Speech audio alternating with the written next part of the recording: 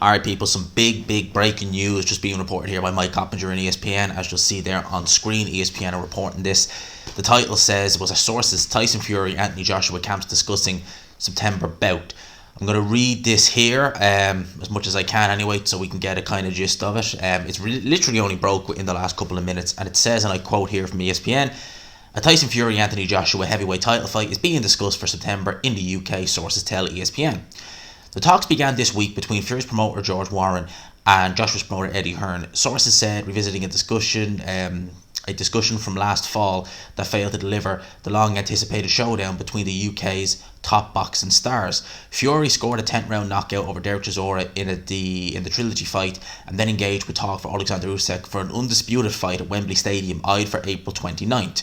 Those negotiations played out in the media and collapsed, leaving Fury, 34, searching for a new opponent. The Gypsy King then targeted July the 15th as a return date in the UK. Fury said the fight was offered to Andy Ruiz, who asked for $20 million, according to the WBC champion.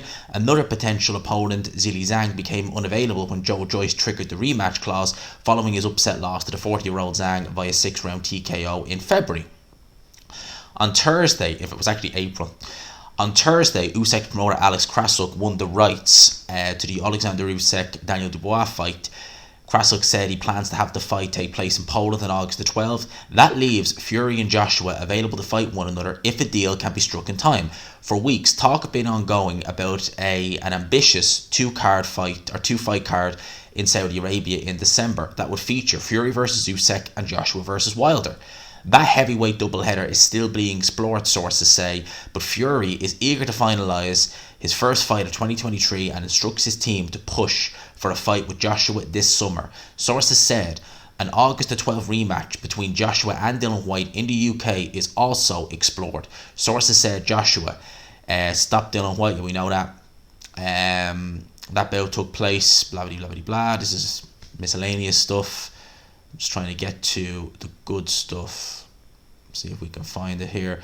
No, that's pretty much the gist of it. So this is what Mike Coppinger is saying. The main thing he's saying that George Warren and Eddie Hearn revisiting this fight. As he says here, for weeks they've been discussing yada yada yada.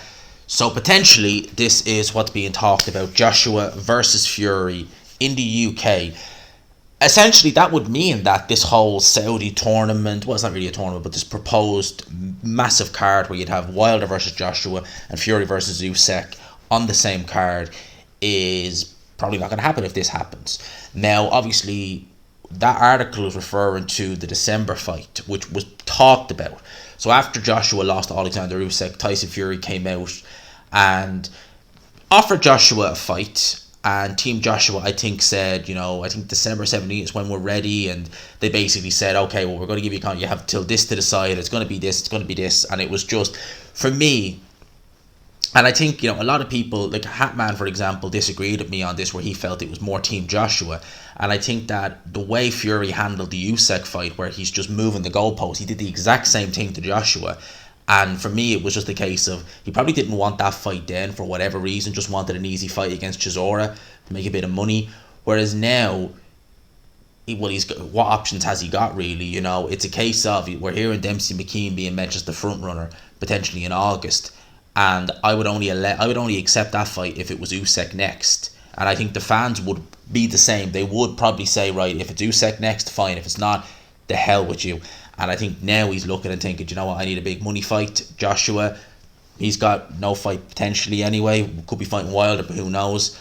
But I'm sure Hearn would rather take a jab or a stab at the Tyson Fury fight as opposed to the Wilder fight, because there is something to gain in the sense of a WBC title.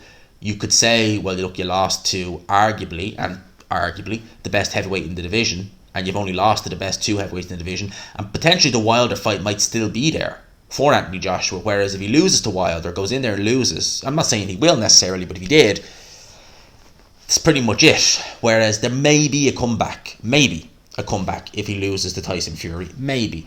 The whole Anthony Joshua comeback has not really been what it should have been. Is not what it's being. If this is true and Joshua does, again, this is all being reported in the last couple of minutes. Does it have legs? I would say there probably is some legs to it if Warren is talking with Hearn. Obviously George Warren will probably... George Warren, I don't think... George Warren seems to have picked up a lot from his dad, but I think he would be more willing to work with other people as opposed to Frank.